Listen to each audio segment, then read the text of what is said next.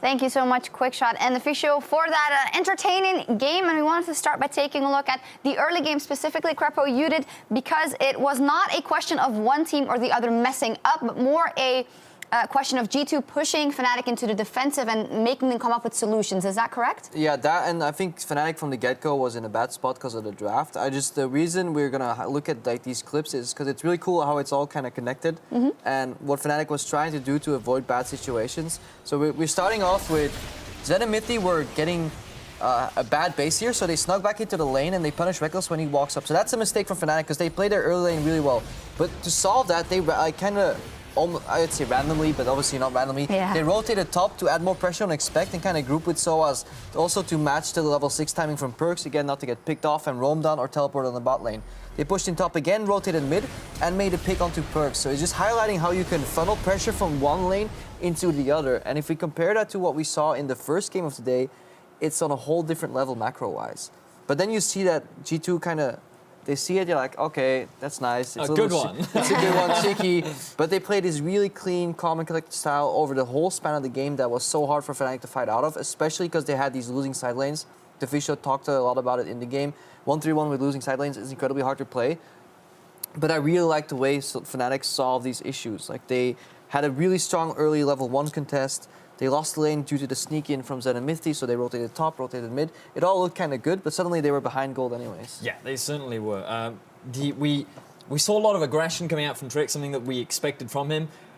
He did get punished for it a little bit, but that was also another very smart play coming out from Fnatic, and we just wanted to highlight this play once again because we thought it was a really interesting mechanic, and it was also very reactive from Fnatic, the way in which they initially approached. They saw, okay, Trick is trying to set up an invade. We see that he's coming because he's just been spotted on a ward, and they just stop, dead in their tracks. And because of his tremor sense, he has no idea that they're there until it's too late, and the entire Fnatic roster ends up getting the collapse down onto him. And that's just, it's so cheeky. Yeah, it is. Great. It's so nice. It's just the way they instantly reacted that, you know, Amazing was sitting there saying his head, like, whoa, stop. Yeah. And then we get hammer time. No hammer time this time, but it's those little gameplay elements, and a lot of it is what we don't even see, like what's going on when we start toggling the vision, how vision pressure is important. At the end of the game, G2 had killed 76 wards in total of the enemy team. Fnatic had killed like 50 in total, so there's a really big vision war going on because they don't really fight that often because it's all about implied pressure. Both these teams knows what's going to happen when they fight.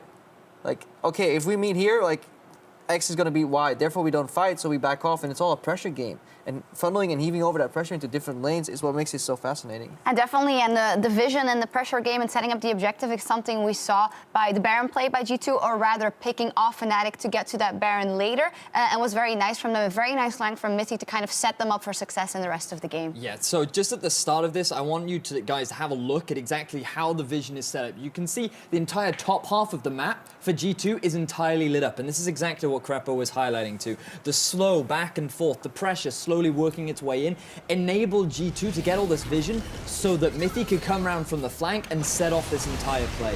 He lands a multi-man grasping route, forcing Caps to flash very early on, and the rest of G2 are just in a prime position to clean up the fight because Perks is coming from one angle, Sven from the other, and it's just a clean executed fight, all from this very slow and gradual setup that G2 have been working towards throughout the game. Yeah, and they had a little bit of hiccups there in the end game, but they were able to close it out quite cleanly in this one. And then the question is, you talked about the lane assignments might have been in the disadvantage for Fnatic right from the start, but also the fact that in general they picked a lot of scaling elements, and you wonder, is that the approach you have to take against a team like G2 who loves to go hard and fast straight from the start? I mean, I think G2 can play all these styles, and I don't think necessarily they went that like hard and fast. It was pretty methodical, but I definitely agree with your point that it is too much scaling. Like double tier and Maokai is complex to play, and you get away with it against inferior teams, but it's one of those compositions that you have this dream team fight in your mind, right? That's how you, like, sometimes you judge plays. Like, you look into the future, okay, we get the Ryze ulti and the Maokai, we have the Peel, this comp works so well.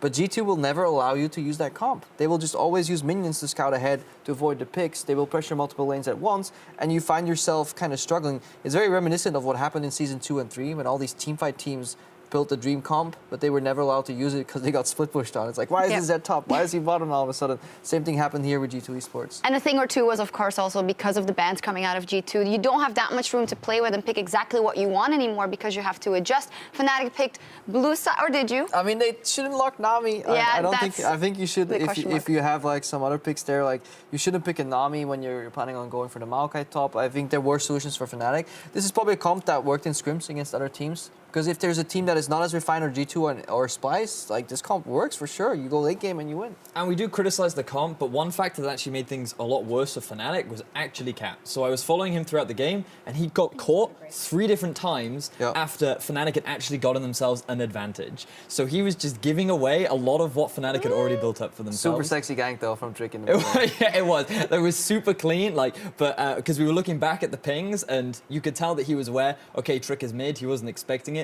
but following that, Caps did make a lot of mistakes where he was just getting caught out of position where he shouldn't, and this is where we're starting to see this rookie player coming into a very big and experienced organization like Fnatic where he's working. Yeah, it was a pretty snowbally game though, but G2 like broke him in. Welcome to the LCS. How do you feel now? But we're going to see what they do in game 2. Fnatic might come back here. And remember, after this series, stick around for the post-game lobby where we'll be taking a closer look at how the new 10-ban system played out in the games today. But we'll be right back with Fnatic and seeing if they can bring it back in this best of 3, or will G2 take it in a clean sweep? We'll find out in just a bit.